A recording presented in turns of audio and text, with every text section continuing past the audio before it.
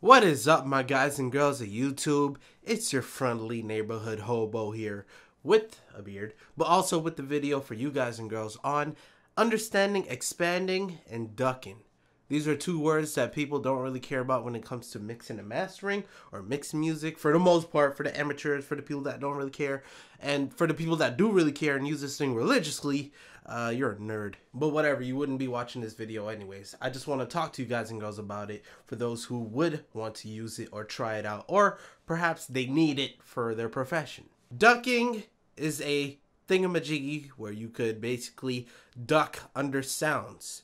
So if you've seen the video I made on sidechain compression, that's the answer right there. For those who haven't seen it, I'll go through it real quick, after I explain expanding. Expanding is the opposite of ducking, where instead of going under a signal, we're going above and over. That's called expanding.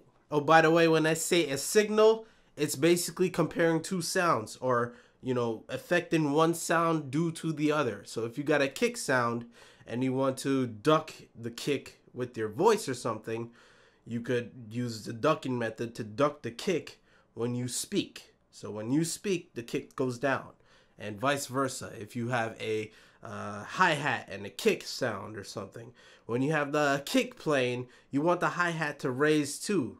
That way, you're expanding. Boom, boom, boom. And I'll show you examples right now, actually. Alright guys, we are here in FL Studio, and I'm going to go ahead and show you how this thing works. So let's go ahead, and first of all, I'm going to route these sounds all into the mixer, highlight them all, click and drag or whatever. When here, Control-Shift-L, they're all in the mixer now. So if I play the sound,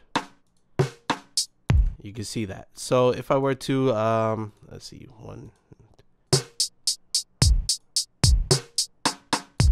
let's just say I create something simple like that.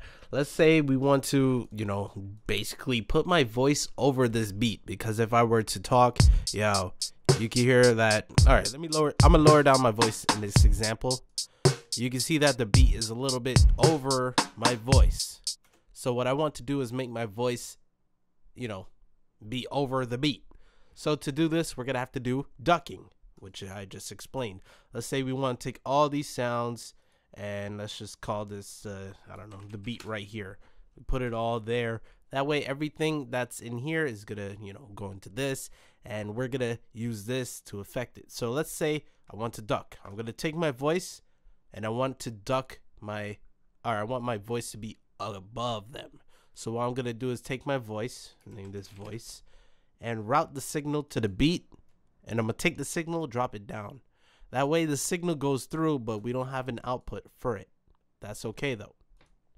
Next, we're gonna go into Fruity Limiter, bam, and go into compression mode.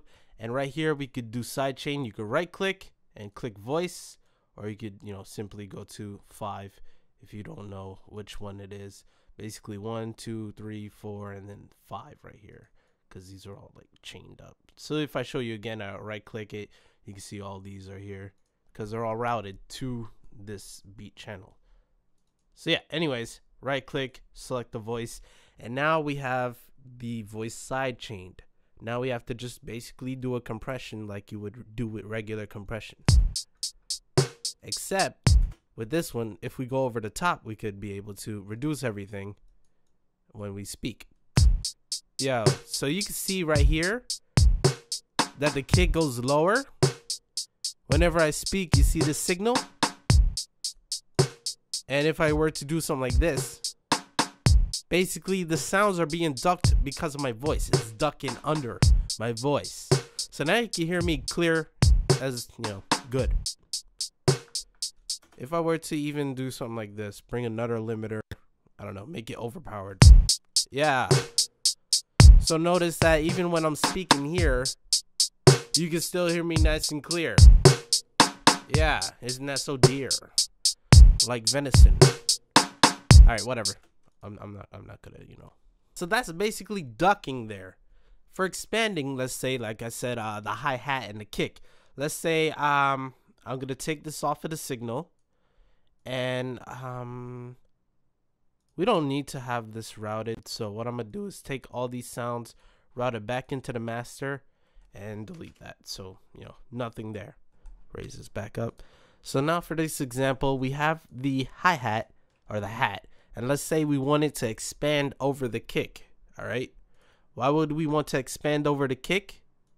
Well, I'll show you. So what I did again is the same route the hi-hat to the kick, because I want the hi-hat to affect the kick. Or is that the right way about it? I think so. If not, my bad. We'll go over it again. Actually, yeah, expanding I think is the other way. I'm gonna do this. I'm gonna go to the kick and then route to the hi-hat. All right.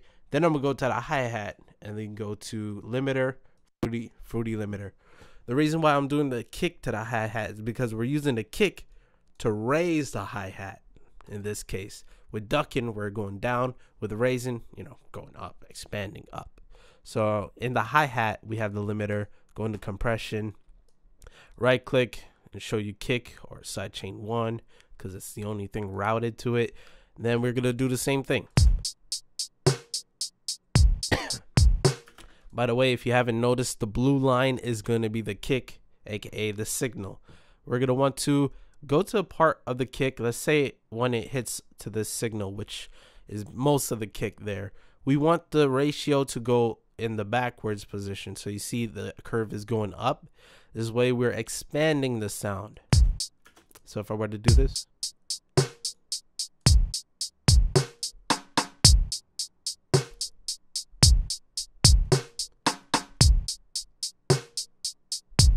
So you can see there's a heavy accent on the hi-hat now whenever the kick comes out. This could be useful to keep presence in a sound, such as like a hi-hat. If it were to get destroyed by something like, I don't know, another cymbal or a crash sound or something, this could help bring it up. In this case, I think it's a little bit extreme. Maybe snare and a kick could do good because they're on different frequency planes, the hi-hat and the kick. Although if you have a kick that does have a higher frequency sound, this could help as well. Also, just basically if you want it to sound present in the song like I did here. So it hits. So just like that. Of course we could be more delicate with it. Okay, and one more thing, I'm sure some of you guys and girls may be questioning it. Why don't, instead of doing the expander, why don't we just simply raise the volume of the hi-hats so it sticks out more? And that's the thing. What if we get to a point in the song where the hi-hats and the kicks don't even meet? It's just the kicks is muted and it's the hi-hat and the snare. So, it's like,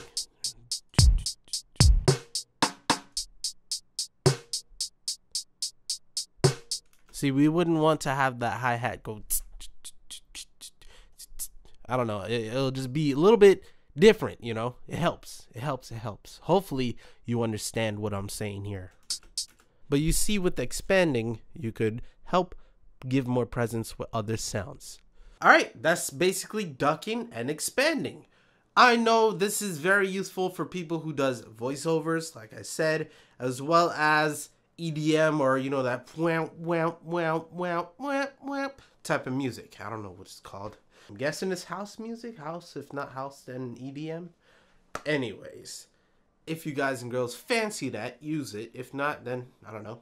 Cool. If you think there's other ways or things you can use it for, let me know in the comment section below, and we'll be reading. We as in everyone. So thank you guys and girls for watching today. My lips are probably messed up. It's all good. Thumbs up the video if you enjoy it. Subscribe to your boy Justin Omoi if you want to see more. And with that being said, peace. I'm out.